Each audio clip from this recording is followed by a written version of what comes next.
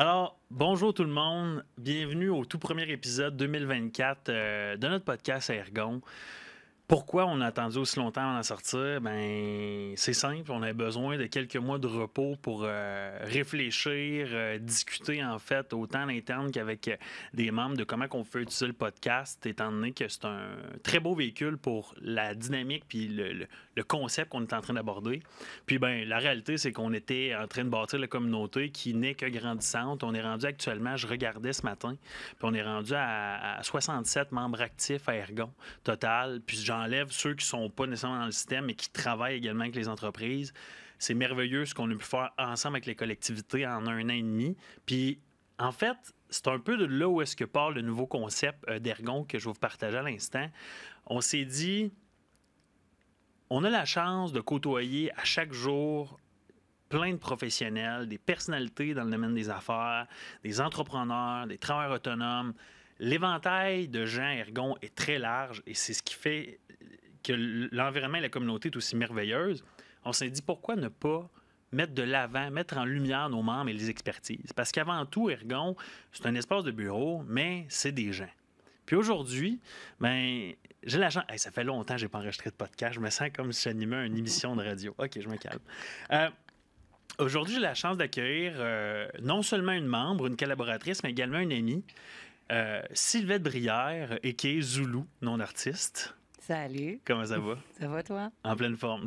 Les gens te connaissent sur Zoulou, d'autres sur Sylvette. Fait que je me suis dit, je vais aller aborder les deux, tu sais. Ouais, ben, ça démystifie pas le truc, mais ça fait un job. C'est une de mes questions. Oh oui, D'ailleurs, oui. pourquoi Zoulou? On va y venir. Zoulou est propriétaire de la galerie W, qui est une galerie, en fait, qui est la galerie la plus grande, en fait, galerie Gatineau-Ottawa, je pense, depuis quelques mois. Ai-je raison? Ou on n'est pas loin, là? Ben, en fait, c'est sûr que, tu sais, on peut pas comparer à la Galerie nationale à Non, Ottawa, mais, tu sais, je veux 100%. dire, dans les galeries privées, Privé, là, je parle. c'est la plus grande. Félicitations. Depuis quelques mois. Merci. Puis on a la chance de pouvoir collaborer avec toi à Ergon, avec l'idée que tu as apportée. Il y a quoi? Ça fait 12 mois et plus qu'on travaille ensemble, là. Ben, en fait, ça va faire 12 mois le 15 juin prochain. Le 15 juin, Ouais. officiellement. Déjà un an. Puis là, il va falloir qu'on organise un événement de célébration. Ah, ben oui, il faut célébrer ça. D'accord. Absolument. Je le prends en note. On avait parlé, mais ça m'avait sorti de la tête. Artiste née, animatrice, chanteuse, des chapeaux, t'en portes plusieurs, puis t'es maîtrises pas mal tous. Ben, moi, je pense que je suis une artiste multidisciplinaire, curieuse de vie, essayeuse de défis, Expérimenteuse d'expérience. folle. Folle, ouais. Folle. Mais t'en as fait une coupe en plus, hein? Ouais, quand même. Ah, mais j'aimerais ça que tu nous parles du voyage là, que t'as fait outre-mer l'année dernière. Là, ça a l'air que c'était épicé, mais bon. Comme D'accord. je le mentionnais, on a la chance de collaborer avec toi pour dynamiser la place, la rendre plus ludique, la rendre plus créative. Puis une des mentions que j'ai à chaque fois, encore tantôt, j'avais une rencontre avec potentiellement une nouvelle membre qui va s'intégrer à Ergon. Elle me disait, je me sens bien ici, c'est confortable, puis je me sens complètement en dehors d'un espace de travail. Puis ce qui vient souvent, c'est pas à cause que c'est du béton ou des plafonds verts, c'est l'art qui vient habiller l'environnement. Puis sérieusement, on va mettre quelques shots dans le montage, là, ça fait une différence. Ah ben, ça fait une différence, c'est de voir tous ces artistes et locaux et internationaux, tu sais, meubler les murs, puis, tu sais, s'approprier un peu les goûts de tout le monde, puis, tu sais, habiller, rendre l'ambiance un peu moins, un peu plus à l'extérieur, tu sais, que le milieu du travail. Fait que c'est super le fun, tu sais, parce que on n'a pas l'impression d'être dans un bureau régulier. Même, il y a même des bureaux, même des membres Ergon qui ont acheté de tes peintures ou que tu as installé des peintures dans leur espace pour être capable d'amener une autre dynamique puis d'avoir quelque chose qui est plus confortable, je pourrais dire.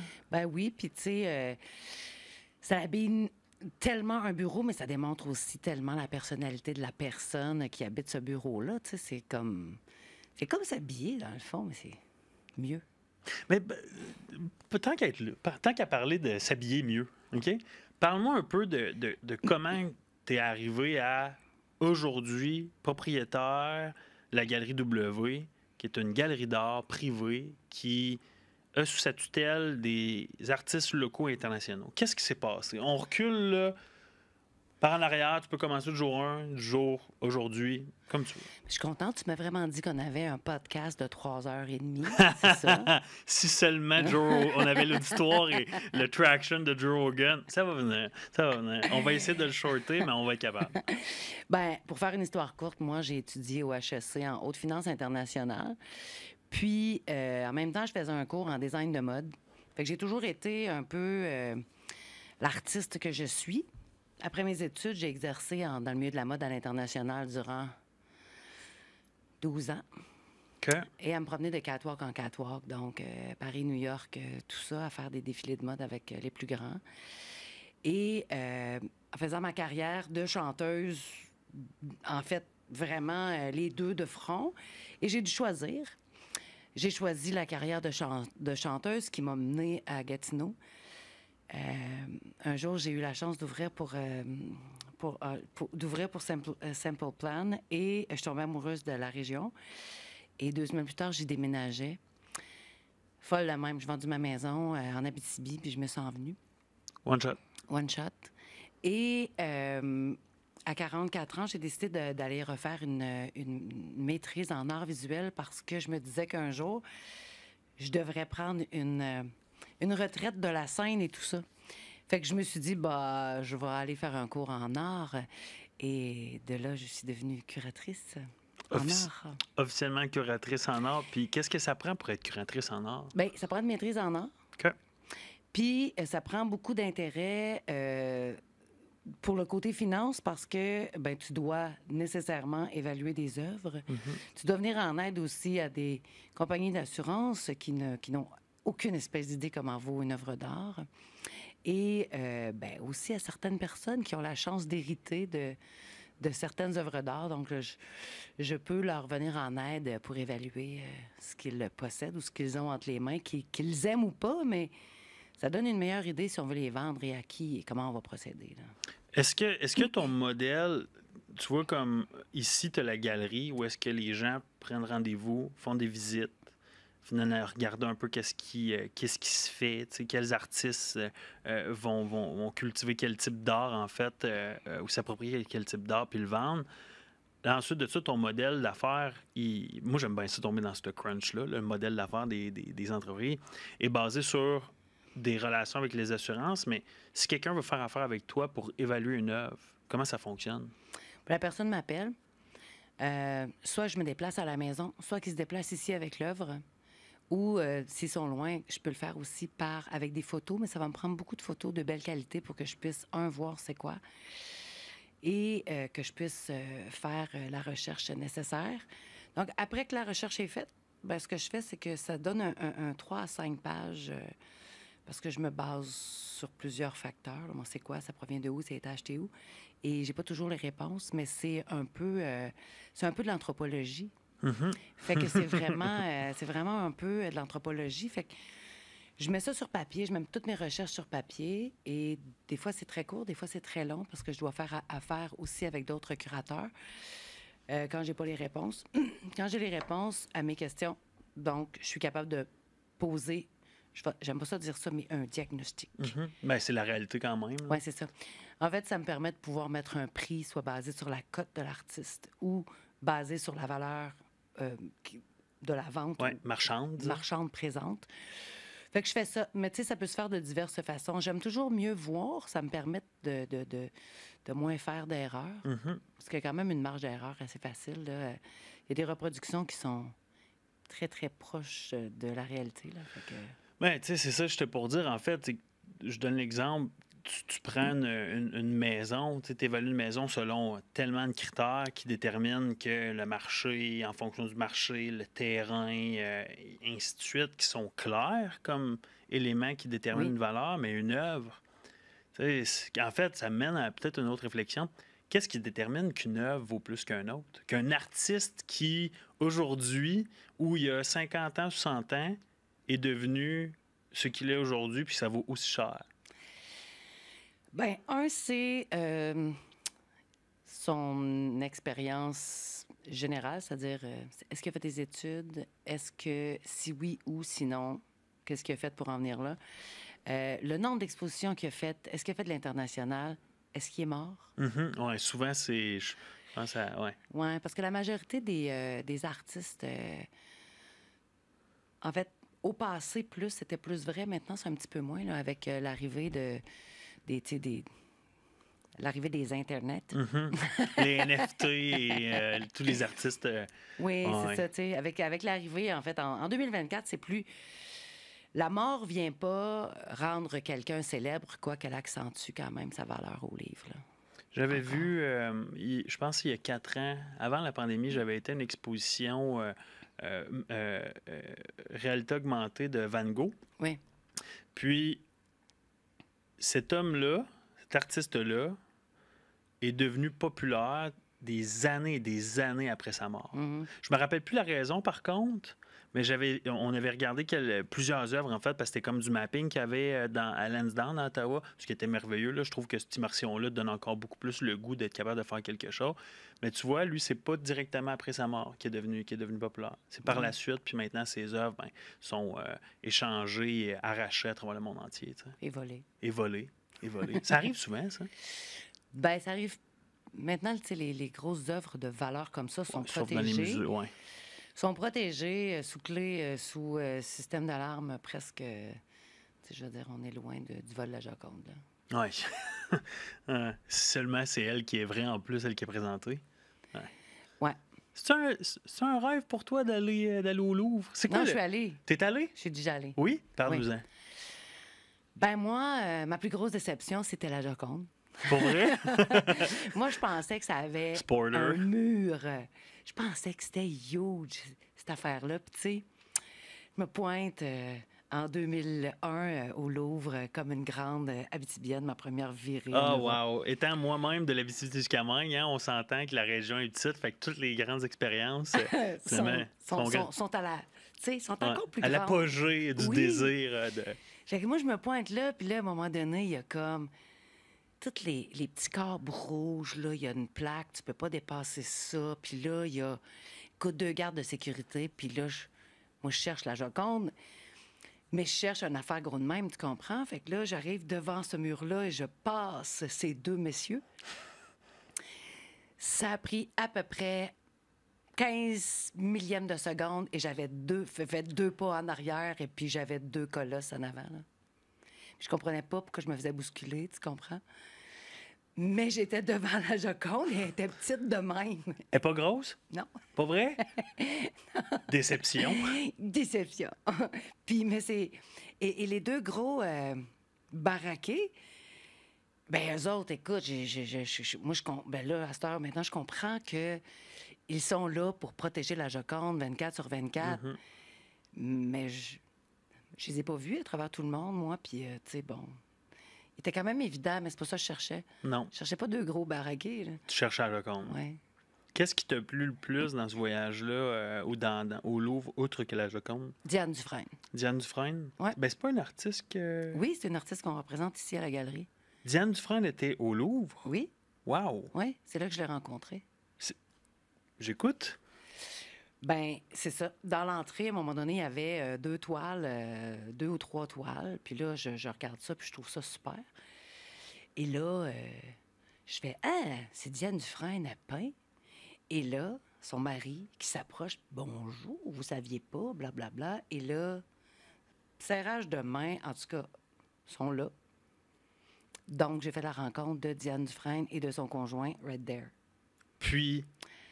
Ben, puis quand j'ai ouvert la galerie ici, ben, j'ai eu le culot de l'appeler et de lui offrir de la représenter ici en Outaouais, puisqu'elle n'avait pas de représentation nulle part. Et à ma grande surprise, elle a dit oui. Elle t'a surprise, puis tu l'as surprise elle aussi, une Québécoise qui est au Louvre, puis qu'en même temps... Est-ce qu'à ce moment-là, tu étais dans le processus de créer, de devenir curatrice, ou tu l'étais déjà? Non, je ne l'étais pas du tout. En fait, j'étais designer de mode. Wow! J'étais là pour faire le prêt-à-porter Paris. Tu m'avais glissé un mot de ça à un moment donné. J'aimerais ça qu'on en parle.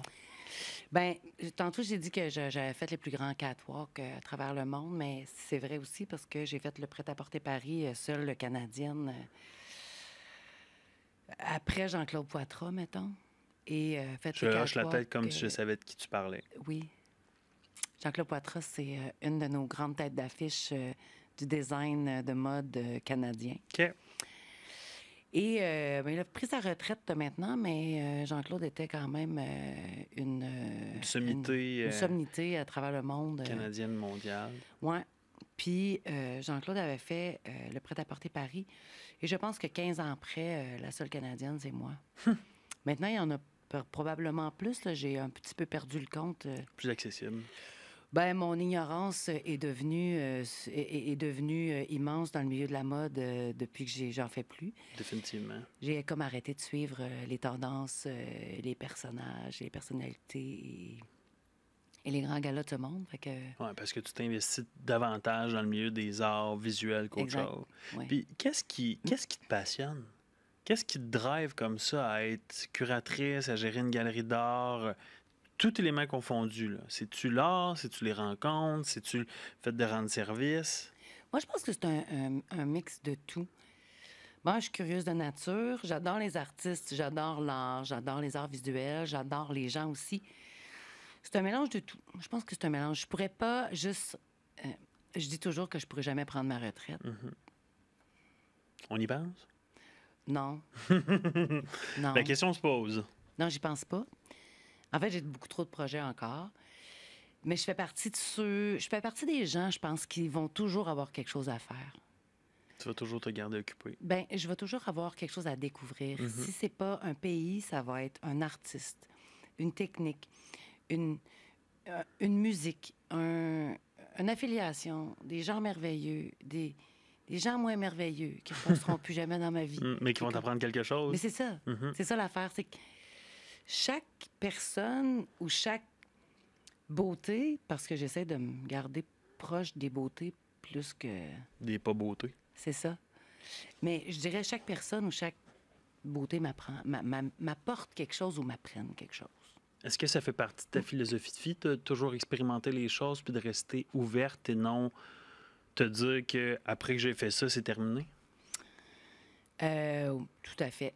Est-ce que je m'étais déjà posé la question? Non, mais maintenant que tu en parles, je me pose la question. J'ai toujours un projet, j'ai toujours quelque chose à faire, et après ce projet-là, j'en ai un autre en attente. Je vais toujours avoir des projets. T'sais. Une entrepreneur?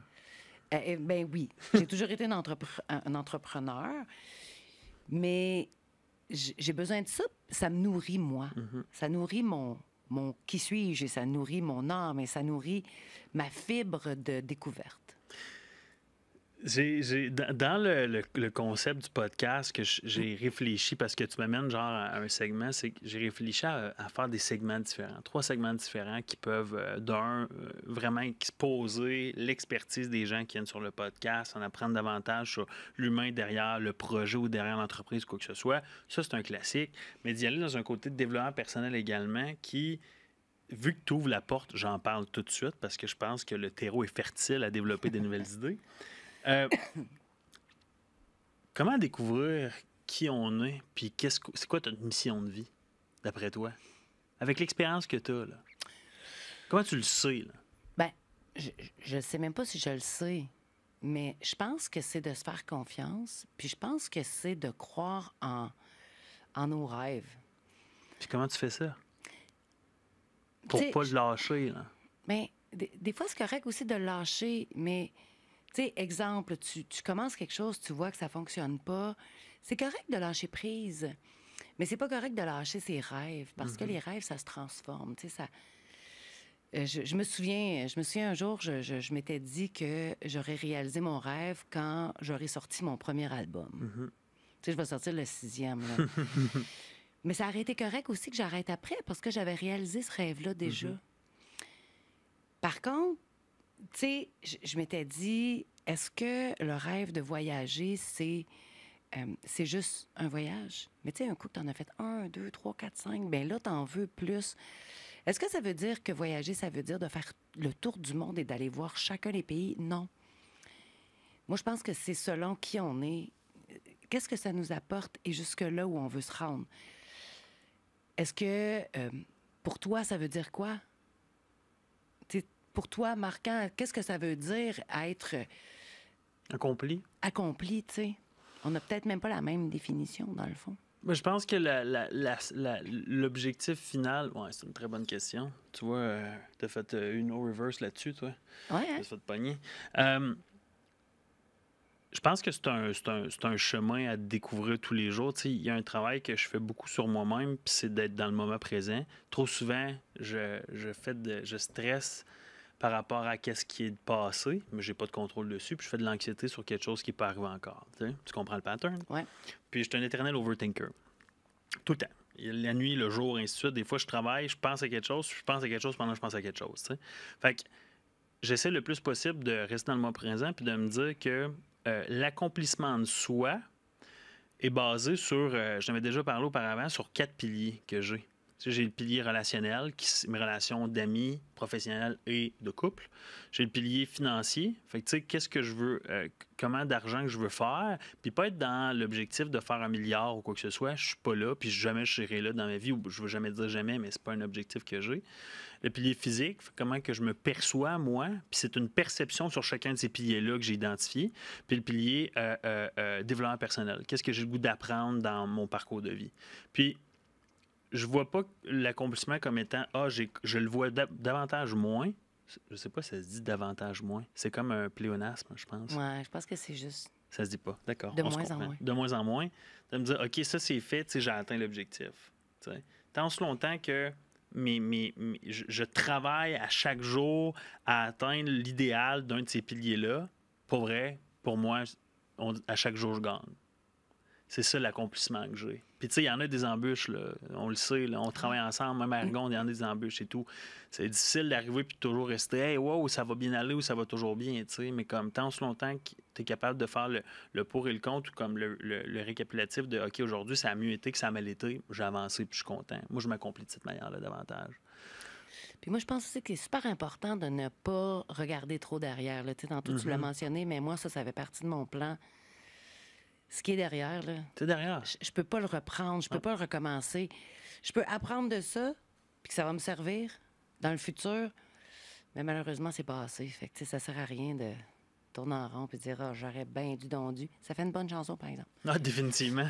Mais parle-nous un peu de ton parcours avec le côté artiste musical, parce que là, tu es propriétaire de la galerie. Je veux qu'on parle tantôt également de comment que les gens peuvent arriver. Quelles sont les meilleures astuces, en fait? Parce que c'est quelque chose que les gens se demandent ou ne se demandent pas. Ça sert à quoi de l'art, tu sais? Autre que d'aimer ça. Mais avant tout, parle-nous de ton parcours d'artiste musical. Parce que là, tu as un band, tu as tout, là. Oui, je suis la chanteuse de Zulu et les Seaweeds. C'est original. Hein? J'adore. Beau logo aussi. Puis, ben c'est ça. Le 17 octobre prochain, on va sortir notre 6e album. Chanson que je compose et que je compose les paroles et que j'écris la musique. J'écris la musique aussi, mais souvent, j'aime ça faire ça en collabo. Je trouve ça plus grand. Je trouve ça plus le fun. L'effet collectif? Oui. Rassembler les gens autour d'une idée? Rassembler une ou plusieurs personnes, puis de dire, ben comment on peut avoir le vent dans les voiles en travaillant comme ça ensemble. Est-ce que tu considères, là, excuse-moi, là, juste comme j'ai des idées, là. Est-ce que tu considères que c'est comme ça que tout devrait être fait? Ben moi, ma philosophie entrepreneuriale, c'est que plus on est, plus on a de chances de réussir. Tu peux pas réussir tout seul, jamais. Mm-hmm. Peu importe dans quelle entreprise tu es, tu peux jamais réussir tout seul. C'est tellement vrai. Et puis, on réussit beaucoup mieux quand on est plusieurs. Mm-hmm. Parce que on bénéficie de l'expérience de un. On bénéficie aussi de souvent... ben, ne serait-ce que, tu sais, oui, l'expérience, mais tu sais, souvent, ça prend des sous. Fait que, tu sais, dans chacun des sphères dans lesquelles on gravite, il y a une petite pointe de tarte qu'on doit faire un cross-check dessus. Là. 100%. C'est comme... Puis ça peut pas... Ça va beaucoup plus vite à plusieurs sur la petite pointe de tarte. Fait que les petits cross-checks se font plus rapidement. Là. Comme dans le band, en fait. J'aurais jamais pu faire cet album-là tout seul en 2024 après s'être sorti 3 ans de pandémie. Là. Ça prend une équipe? Ben, ça prend une grosse équipe. Puis en plus, ça prend vraiment plusieurs personnes pour sortir ça dans un délai. Nous, on va le sortir, on va avoir travaillé dessus pendant 10 mois. OK. Fait que, tu sais... Album complet? Ben, c'est 15 chansons, en C'est fait. un album très complet. Fait que, tu sais, un qui est au développement des affaires, l'autre qui est au booking, l'autre qui fait ça, l'autre qui s'occupe de la tournée, l'autre s'occupe du lancement. Tu sais, il y a tout le temps quelque chose à faire. L'autre s'occupe de la relation avec les médias. Tu sais, fait on dirait qu'on est 22 dans ce band-là, mais on est juste 4. Là. Plusieurs chapeaux sont portés. Mais tu sais, il y a un timing pour tout, mais tu sais, tout le monde, tu sais, les vidéoclips, ne serait-ce que faire les synopsis de vidéoclips, tu sais, ça prend quelqu'un qui fait ça, qui gère ça avec les caméramans et tout ça. Fait que, tu sais, il y a vraiment beaucoup de trucs à faire. Fait que plus on est, plus ça avance vite, plus ça avance bien. Et je pense que ça fait partie d'un peu de ma personnalité de dire on peut rien driver tout seul. Là. Le cerveau collectif. Ouais, puis moi, je pense encore que de s'arrimer toujours avec meilleur que soi, c'est toujours gagnant. C'est la clé du succès, en fait. Là. Ouais. Ça nous permet de grandir là-dedans parce que ça nous permet d'apprendre énormément. Mais il faut avoir le culot de le faire. Bien, de ce que tu me dis, c'est que le culot, définitivement, mais je pense que tu peux pas être entrepreneur si tu n'as pas de culot. À mon avis. En tout cas, Oui. pour ma part, Raison. parce qu'à un moment donné, tu vas avoir le syndrome de l'imposteur, il faut que tu get over it, puis tu aies le culot de dépasser ça, puis tu ailles demander qu'est-ce qu'il y a à te demander, parce que les portes vont pas se défoncer tout seul. T'sais. Ou sinon, tu ne restes pas un entrepreneur. Ouais. T'sais. Sinon, tu t'aperçois direct là que tu n'es pas un entrepreneur parce que, ben oui, il faut que tu aies du culot, il faut que tu n'aies pas peur de demander, mais il faut pas non plus que tu sois aigri de te faire dire non. J'aime le concept de entrepreneur-intrapreneur. Tu sais, de plus en plus, on arrive, puis j'écoutais un audiobook, en fait, l'autre jour là-dessus, puis il y a des gens qui vont naturellement être nés, en fait, à prendre des risques. Tu sais. Ils sont plus propices à. Puis, ces risques-là, ben il faut qu'ils soient gérés. Ces idées-là, il faut qu'ils soient gérés, puis ainsi de suite. Mais les gens qui sont dans ton équipe, qui veulent l'idée des projets, mais qui ne veulent pas nécessairement prendre les risques eux-mêmes, tu sais, en tant que propriétaire, actionnaire d'entreprise, qui contrôle les comptes, parce qu'on s'entend-tu que gérer une business, que tu démarres, que tu sois un solopreneur, que tu aies QuickBooks, puis quelqu'un qui fait une livre, tu as quand même des tâches à faire, ça fait juste expandre, en fait, puis grossir avec le temps. Mais tu as quand même besoin de gens à l'interne qui vont avoir du leadership, qui vont avoir des compétences interpersonnelles, ainsi de suite, qui vont vouloir mener des projets, puis eux, c'est des entrepreneurs. Est-ce que tu as des entrepreneurs dans ton équipe? Oui. Moi, je pense que c'est pas mal divisé. Moi, je pense qu'on est pas mal comme moitié-moitié. OK. Moi, je pense qu'on est à la moitié-moitié. Ce qui est bien. Oui, c'est bien. Je pense qu'on est une belle petite gang équilibrée. À la galerie, comme je drive tout seul, je te dirais que je suis 100% un, 100% l'autre. On porte tous les chapeaux. Oui, bien, j'avais choisi d'avoir un employé au tout départ. Mais non, c'était mieux quand avec moi directement. Je pense que c'est plus facile de transiger et de toujours... C'est difficile de faire la formation 1. Les standards. Tu sais, remplir les standards, répondre toujours de façon, je te dirais, régulière à des gens qui souvent arrivent ici puis tu sais, qui n'ont pas... Ils ont aucune idée, ne connaissent pas beaucoup l'art. J'ai des super connaisseurs qui viennent, là, mais j'en ai qui connaissent pas ça. Fait que, tu sais, il faut que je forme les employés. Fait que ça devenait plus complexe. Fait que j'ai décidé que, bon, je faisais tout. Je portais tous les chapeaux. Puis le ton, en fait, de l'entreprise aussi, c'est quelque chose qui est important. Oui. Tu sais, je l'ai remarqué d'après 1 an et demi avec Ergon, puis j'étais encore en train de le chercher, ce ton-là, mais de le peaufiner plutôt. Tu sais, est-ce que tu parles au vous? Est-ce que tu parles au je? Est-ce que tu es ultra corporatif ou tu es plus personnel? D'éduquer ça à quelqu'un, ça prend quelqu'un qui ne va pas nécessairement être comme toi, mais qui va être comme toi, tu sais, à certains points, puis ça peut devenir difficile. Oui, puis tu sais, je pense que le moindre petit côté fake, tu sais, si tu veux que ton employé soit comme toi, mais il faut qu'il s'assume comme toi, tu sais. Ouais. Puis s'il s'assume pas comme toi, C'est pas ma expérience. bien, c'est pas la même affaire. Il est bien beau utiliser les mêmes mots que toi, mais ça passe pas, là. Hey. Tu sais? Fait que c'est là où c'est difficile parce que tu veux donner une couleur à ton entreprise. Tu veux donner une couleur à ton service. Puis, tu sais, je parle comme un artiste. Hein?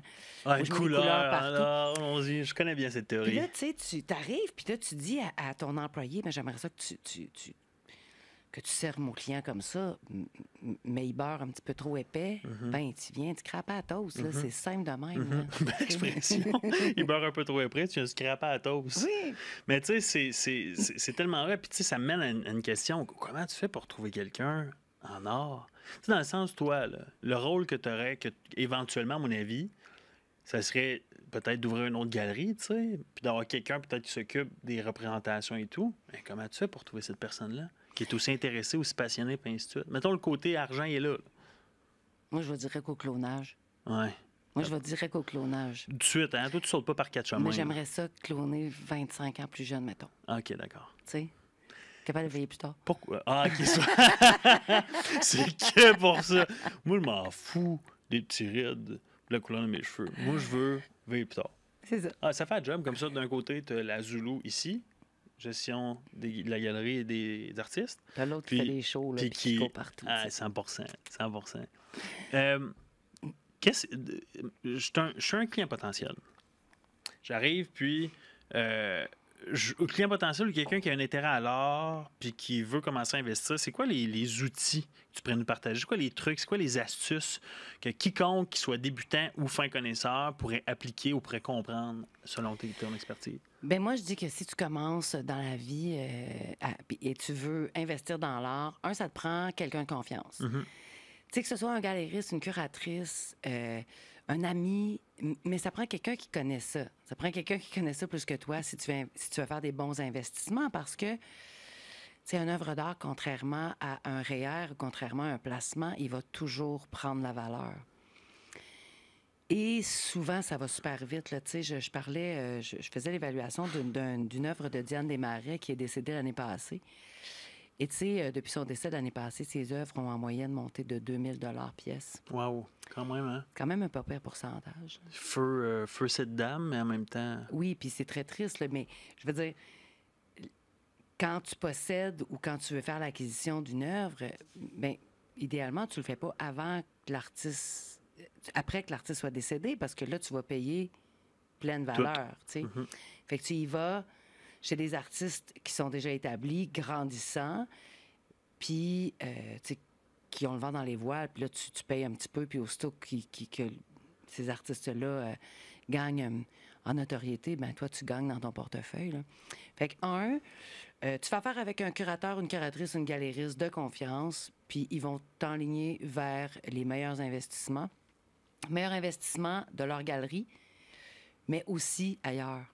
Est-ce que ça se peut qu'il y ait une curatrice? Parce que toi, en fait, tu travailles pour le client. Tu sais, tu travailles pour la personne qui vient te voir. Est-ce que tu peux proposer d'autres œuvres? Tu peux te proposer d'autres artistes, quoi que ce soit, qui ne sont pas nécessairement représentés par toi?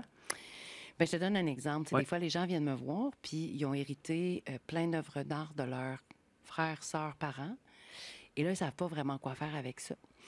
Alors, mon travail de curateur aussi, c'est de leur trouver ou de leur suggérer des façons de maximiser eux autres aussi leur portefeuille en vendant ces œuvres-là.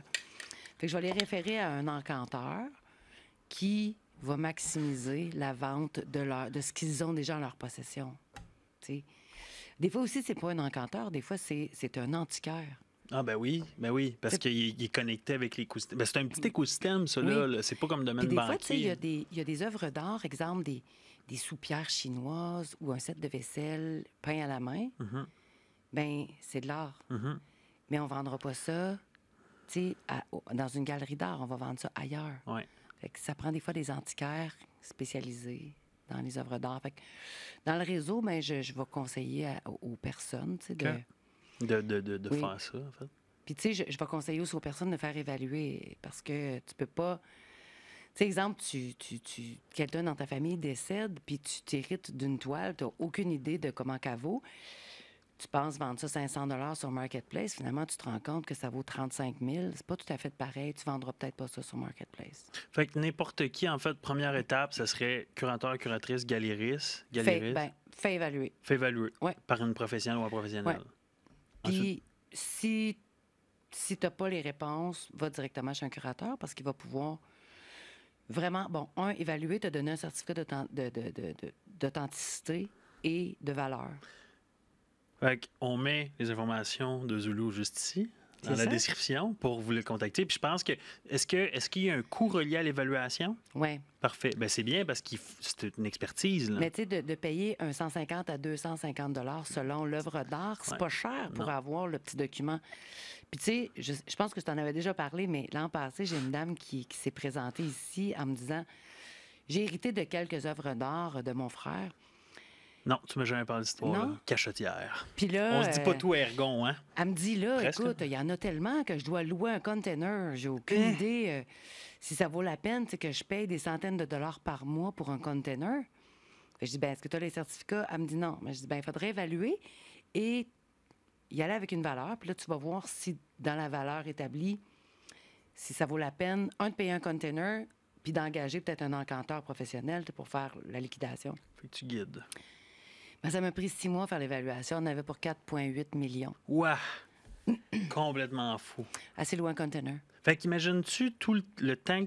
En fait, toi, tu interviens entre, pour quelqu'un qui ne connaît pas nécessairement ça, le moment où est-ce qu'il reçoit puis il n'a aucune idée de son œuvre, puis excuse-moi, tu fais le pont, je sais pas, le bridge, tu fais le pont avec c'est quoi le revenu potentiel que cette œuvre-là peut faire, puis tu peux également mettre cette personne-là en relation avec peut-être des encanteurs puis des antiquaires et tout. Oui, je peux aussi les prendre en consignation ici puis voir si j'ai des clients. Mais tu sais, souvent, je le fais pas parce que ça va pas avec le genre d'œuvre d'art que j'ai ici, mais j'aurais aucun problème à le faire et à offrir aussi ce service-là si les œuvres sont contemporaines et dans la lignée de ce qu'on a ici à Ergon. Certainement. Certainement. Et puis, on a tellement des belles œuvres. Ouais, je vais mettre quelques petites photos des œuvres qu'on a dans le montage. Puis, fait que curateur, curatrice, en fait, galériste, non, ça, par la suite, ben, tu as le fait de faire une évaluation complète. Ouais. Fait que pas juste d'être informé. Moi, j'ai une question pour toi qui, je pense, va intéresser pas mal tout le monde qui écoute. À quoi ça sert un certificat d'authentification? Qu'est-ce que moi, je peux arriver et je peux faire avec ça? Ben toi, c'est comme ton bon du trésor à la banque dans ton coffret de sécurité. Tu sais. Okay. Mettons que tu as acheté pour 100 000 d'actions, ben tu vas avoir ces documents-là qui te disent que tu as acheté pour 100 000 d'actions. Au-delà de ça, exemple, tu achètes un beau Latour ici, tu payes 5 000 ben tu le fumes parce que tu as fait brûler ton souper, puis il était dans ta cuisine, fait que là, il a subi de la fumée. Alors, tu vas le réclamer à ton assureur, tu vas dire, j'ai payé ça 5 000, puis il va dire que tu as ton certificat d'authenticité. C'est là que tu interviens. Sinon, si tu l'as, tu le présentes. En fait, si tu l'as, tu aurais déjà dû l'envoyer à ton assureur pour dire, voici ce que j'ai. Et c'est prouvé, ça vaut 5 000 $, fait que mets ça dans mon petit dossier. Sinon, ben, ton assureur va probablement m'appeler puis va dire j'ai quelqu'un qui a fumé sa cuisine et on aimerait faire évaluer la toile. Okay. Si elle vaut 6 500 $, tu l'as payé 5 000 et est rendu à 6 500 $, ils vont probablement pousser la note pour qu'on la fasse restaurer. Okay. Je pense pas qu'ils vont t'envoyer un chèque de 6 500, même si je vous aime beaucoup, les assureurs. Il y a une petite note à part. Puis, est-ce que, moi, tu vois, petite situation qui est arrivée, je veux pas qu'on en parle. J'ai parti, quoi que je suis ultra content de l'œuvre que je me suis procurée, mais c'était par une drôle de situation. Bon, j'ai un certificat d'authentification qui vient avec ça. Moi, j'ai pas encore appelé mon assureur. Qu'est-ce que je fais? Est-ce que c'est mon assureur de vie? Est-ce que c'est mon assureur dentaire? Là, c'est ton assurance habitation. Okay. Donc, il n'est jamais trop tard pour faire parvenir à vos assureurs ce document-là qui prouve que vous avez cette œuvre d'art-là. Est-ce qu'il y a un coût relié au fait que je l'ajoute sur mon assurance? Non. Fait que c'est simplement une mention. 30 à 60 000 $, il n'y a pas de coût, tout dépendant de l'assurance avec laquelle vous traitez. Un coup, vous avez passé le 30 000 de valeur ou le 60 000 selon l'assureur, vous allez devoir payer un coût additionnel. Fait que quelqu'un qui a pour 1,4 dans sa maison... s'il y a un frais supplémentaire, c'est définitif. Peut-être des braquettes ou quoi de même. Oui. Puis, tu sais, tu peux toujours acheter je vais dire un addenda, là, mais un addenda extérieur pour protéger ton patrimoine culturel. Et s'il arrive quelque chose, ben au moins, ton assureur est au courant, il possède tous tes certificats d'authenticité. Et s'il arrive quelque chose, tu vas avoir un chèque. Tu t'estimeras pas. Mais le certificat d'authenticité, il est vraiment, vraiment, vraiment important. Puis, le certificat d'authenticité, est-ce qu'il vaut quelque chose? C'est l'artiste qui l'a fait.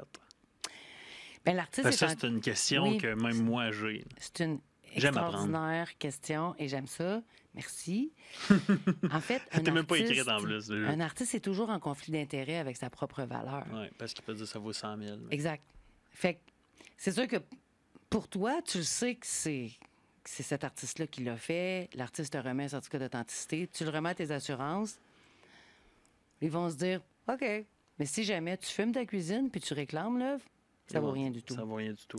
Puis Ils vont demander à un curateur de refaire la job. Puis en plus, ils vont te charger. En plus. Oui. Fait qu'aussi bien tout de suite t'appeler. Bien, en fait, c'est là l'importance de toujours tenir votre portefeuille à jour. Tu sais. C'est comme tes placements à la banque. Tu peux pas ne pas tenir tes actifs à jour. Là. Est-ce que tu as J'ai plein de questions pour toi. Là. Puis si c'est pas déjà fait, ça va peut-être être une bonne idée. As-tu un outil que les gens peuvent utiliser pour garder leur portefeuille à jour? Tu sais, pour arriver puis mettre leur œuvre, scanner peut-être une photo, une application quelconque, un outil? Pas encore. Ça serait fou, ça? Mais en fait, c'est une bonne idée, puis je vais checker ça. Oui, parce que... Mais tu sais, ce que je dis tout le White temps... Label, là, Galerie W, là, Ouais. hey, j'ai des idées. Tu as plein d'idées, merci. Ouais. Ben, c'est peut-être pas tout un meilleur. Là, Mais ce que je trouve vraiment important, puis ce que je dis, c'est à mesure qu'on achète une œuvre, là, vous payez 250$. Vous allez au marché de Noël, là. Il y a des beaux artisans, là, vous achetez un beau bol en verre. Mais, tu sais, si jamais il arrive quelque chose, là, ce bol en verre-là, vous l'avez payé 250$, mais c'est pas, il vaut pas 30$. Fait qu'ajoutez-les à votre liste. Il y a quelque chose de peint à la main. Ajoutez-les à votre liste. Moi, je tiens une liste Excel dans mon ordinateur. J'ai aussi ma liste que j'envoie toujours à mon assureur. Et dans mon coffre-fort, j'ai toujours cette liste-là à jour avec mes certificats, avec une copie de mes certificats. Magnifique. Magnifique. De cette façon-là, vous faites voler votre ordinateur, vous avez toujours une espèce de... Ah, puis je pense que je l'ai aussi sur une clé USB dans mon coffre-fort. Fait que, comme ça, t'es backé partout. Je suis un peu backé, là. Est-ce que tu dirais comme un autre conseil ou outil que tu peux donner aux gens, autre que... Parce qu'on va l'explorer, cette idée-là, ça pourrait être intéressant. Ouais. Moi, je serais intéressé à m'abonner à un outil comme ça. J'ai une première œuvre, je me dis, je pourrais les garder de quelconque manière. Tu sais, tu scannes ton certificat d'authentification, puis tu as un numéro qui était... Je sais pas, tu sais. Ouais. En tout cas, on va y penser plus tard. Ouais. Mais est-ce que c'est important de faire Où est-ce que tu ranges ça, ton certificat d'authentification?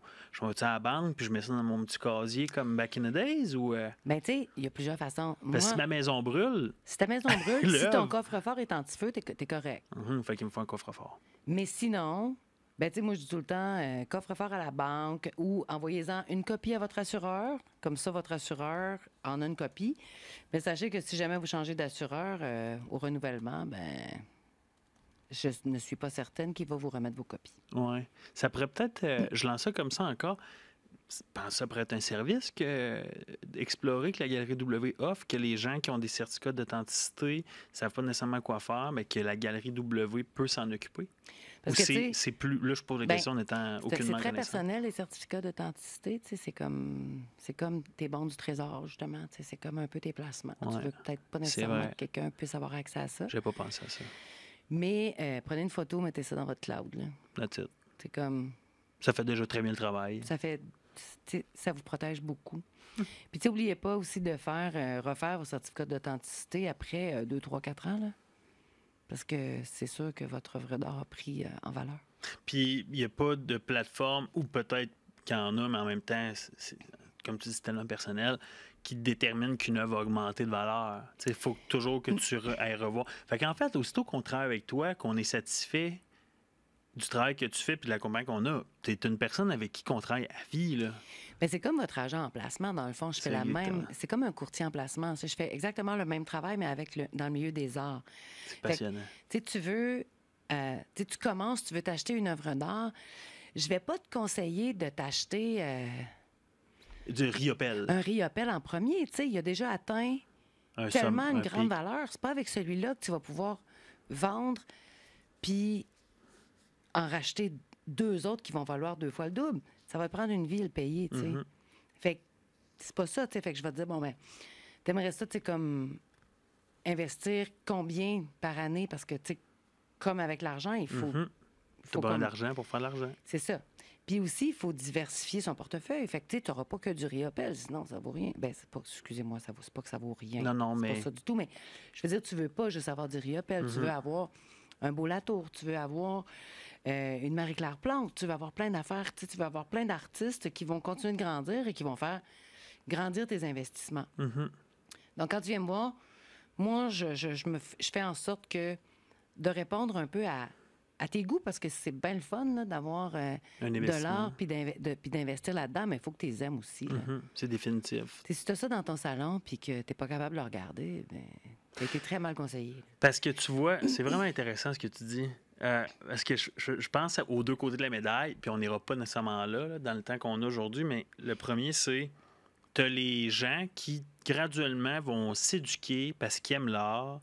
Ils comprennent que c'est un investissement, qu'il y a des conseillères, dont toi, qui peuvent les accompagner tout au long de leur carrière d'investisseur, puis qu'ils le font parce qu'ils aiment l'art qu'ils achètent. Puis tu as les autres également qui vont acheter parce que c'est une évasion fiscale, parce que c'est une manière de déplacer l'argent. Tu sais, il y a comme deux côtés à la médaille que on en parle souvent, puis ça vient enlever, je pense pas totalement, là, mais ça vient enlever certaines lettres de noblesse là, du côté artistique de la chose quand c'est pas la majorité de la raison d'utilisation en fait de l'art. Ben, tu sais, il y a trois types d'acheteurs. Il y a celui qui veut juste investir, il y a celui qui est au corporatif ou le contracteur qui doit ou qui veut bénéficier des crédits du gouvernement fédéral et provincial pour mettre de l'art dans ses aires communes. Puis il y a celui qui, comme tu dis, aime l'art, s'éduque et en met sur ses murs et en consomme par amour et par bonheur, dont je fais partie. Puis quand j'ai dit, pardonne-moi, quand j'ai dit évasion fiscale, c'était, je ne vois pas ça comme étant c'était lourd comme terme. Je ne le vois pas dans les trois catégories que tu as mentionnées parce que c'est pas ce qui arrive souvent. Mais tu sais, veut pas, on l'entend. C'est pas ça l'objectif. Ben, en fait, il y a des avantages fiscaux énormes. Avantages fiscaux. Ouais, il y a des avantages fiscaux énormes à consommer l'art. Tu sais, comme... Puis, si vous voulez en savoir plus, venez me voir. Oui, mais on va mettre un lien de ton site web. Tous ces avantages-là... tu sais, ils existent, ils ont été créés par le gouvernement fédéral et provincial, ils sont en place. Donc, c'est sûr que c'est le fun de pouvoir en bénéficier, mais pour ça, bon, il faut avoir une entreprise, il faut avoir des numéros de TPS, TVQ. Tu sais, il y a plein d'autres affaires. Il y a, tu sais, les 1 au Québec et les 2 en Ontario. C'est non seulement des 53 et 1 tiers % que tu sauves, mais tu sais, ça a plein d'avantages, là. Puis, là, j'ai des idées. J'ai avoir quelqu'un à qui il faut que je te connecte pour des projets en Ontario. C'est juste dans des discussions comme ça qui parfois viennent des idées. Moi, on dit que j'aime ça. Je veux qu'on parle un peu d'un aspect qui, pour moi, est super important parce qu'outre le fait d'être entrepreneur, de gérer nos propres affaires, on a été influencé pour ça rendre où est-ce qu'on est aujourd'hui. Ouais. Je serais curieux que tu me partages peut-être une lecture, un livre, une personne, une situation, une seule, prends le temps d'y réfléchir, qui a influencé la personne qui est aujourd'hui à avoir la philosophie de vie que tu as.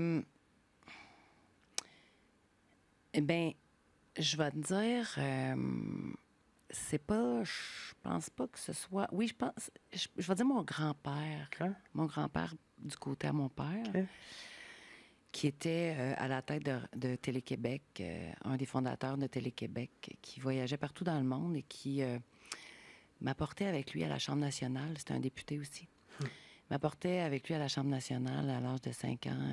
J'ai eu cette chance ou cette malchance. Pour certains, c'est une chance, pour d'autres, c'est une malchance. Mais étant très, très jeune, ça m'interpellait beaucoup, le milieu des affaires. Puis il y avait un bureau avec une dactylo, avec les boutons poussoirs ronds, là.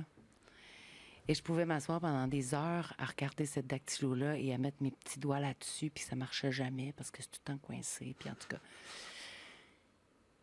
Mais tout ce genre d'entrepreneuriat ou volonté ou désir qui m'était expliqué par mon grand-père m'a toujours fascinée.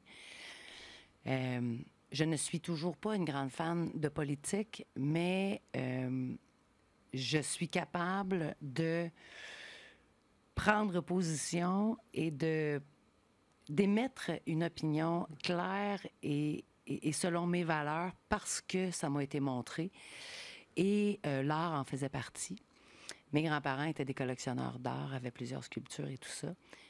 Pas toujours beau et je comprenais pas toujours quand j'étais petite. Maintenant, tu comprends un peu mieux. Maintenant, je comprends. Et je comprends aussi que c'est eux, probablement, qui m'ont donné cet amour-là, et du voyage, et de l'entrepreneuriat, et de l'art. Et de l'écriture. Et de l'écriture. C'est Ma beau, grand-mère ça. était une écrivaine extraordinaire.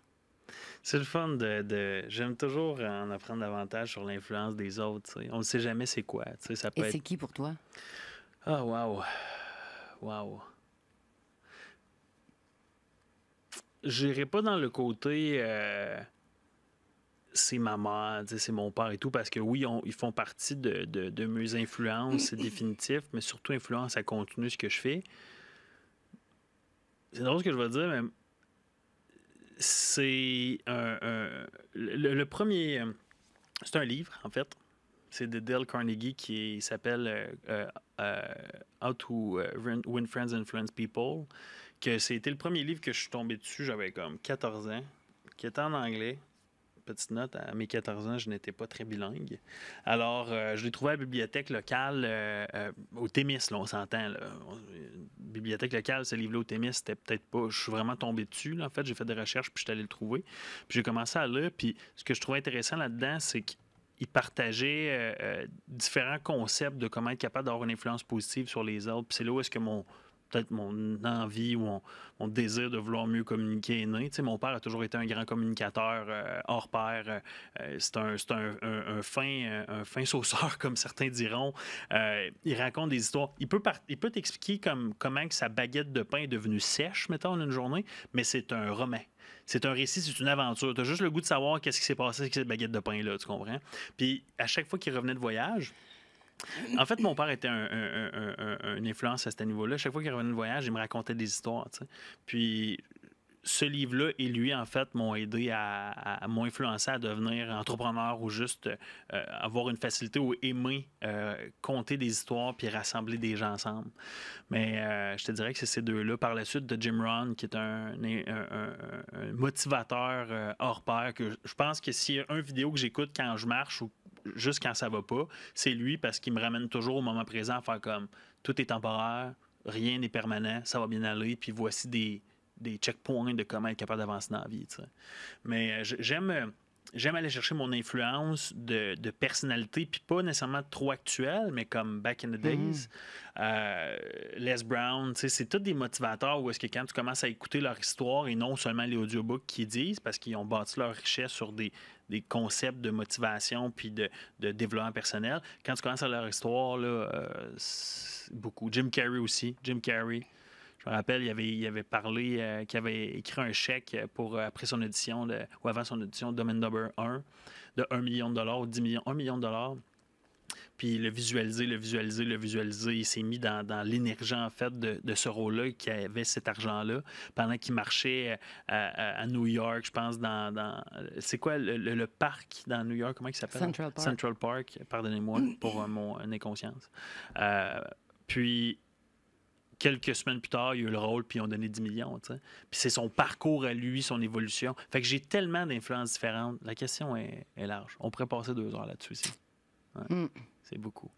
Mais en terminant, parce que le temps file déjà, c'est fou. Je sais qu'on aurait pu parler. On va faire un deuxième épisode cette fois-ci. Il va y avoir un tome 2. Pour parler, oui, définitivement. Puis j'ai eu des idées par rapport à, même sur comme le site, parce que tu sais, il y a des questions qui me viennent en tête qu'à mon avis, des gens voudraient avoir une réponse. Parce que sachez ça fait quelques temps qu'on travaille sur un concept d'un événement qui s'appelle l'Académie. Puis l'Académie, c'est vraiment un petit groupe de personnes où est-ce qu'on a un ou une spécialiste d'un domaine précis. Dans le cas présent, c'est avec la Galerie W. Comment être capable de se rendre riche avec l'art. Puis là, le terme, c'est un clickbait, là, on ne se mentira pas, mais c'est des trucs et des conseils, des astuces que Zulu donne pendant 1 heure et demie à vraiment comment être capable de s'initier à l'art.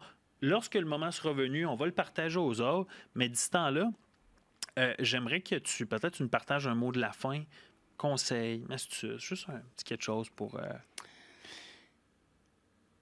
Si vous désirez, en fait, vous procurer une œuvre d'art, Mon premier conseil, c'est toujours d'écouter votre cœur, pas votre portefeuille. Pourquoi? Parce qu'il n'y a rien de plus plate que d'investir 2-3 000 dans une œuvre d'art que vous n'aimerez pas, puis que ça ne vous tente pas de voir sur votre mur.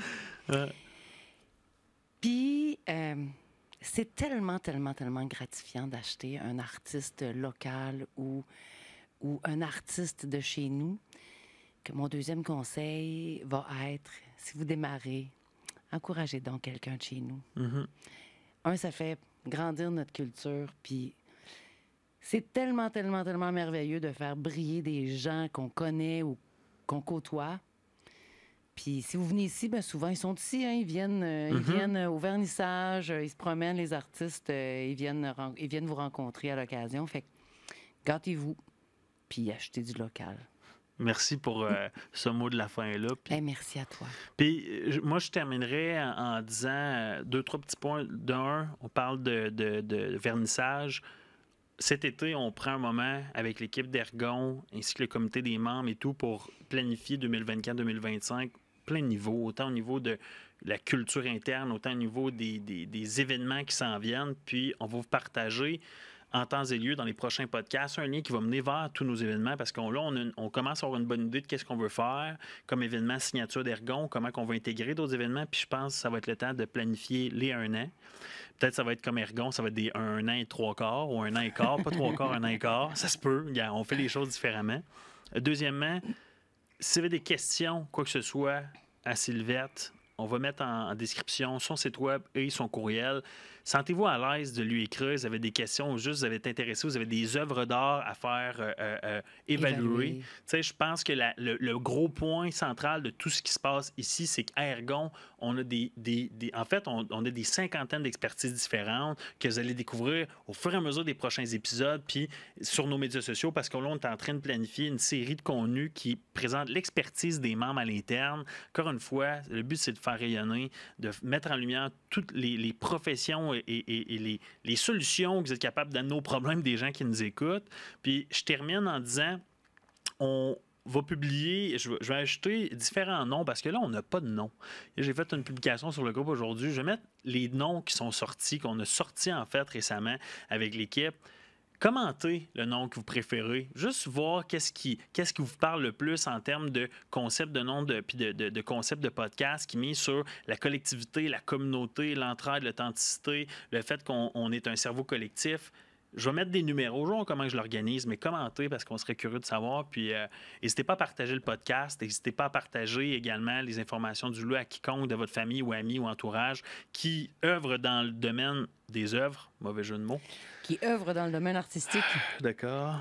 Oui, que ce soit en arrière du pinceau ou détenteur d'une œuvre d'art. Les deux. Quand même. Les deux le font. Parce qu'on prend encore quand même certains nouveaux artistes ici. Certainement. Et les projets ne font que démarrer. Puis je te remercie pour la collaboration qu'on a, que tu nous offres avec la Galerie W. Puis c'est déjà un beau début. Puis il y a tellement de beaux projets qui s'en viennent. Puis merci d'être prêté au jeu du podcast aujourd'hui. Et c'est moi qui dois te remercier parce que d'être ici à Ergon dans un si bel environnement, avec des gens extraordinaires, il y a toujours besoin d'un comptable. Ici, il y en a un. On a besoin il y a tellement, tellement de gens qui nous viennent en aide chaque jour que... Mais merci de m'avoir invité à intégrer mon entreprise ici. C'est vraiment, vraiment une belle place. Sur ce, passez une excellente soirée ou journée, peu importe quand est-ce que vous l'écoutez. Au revoir.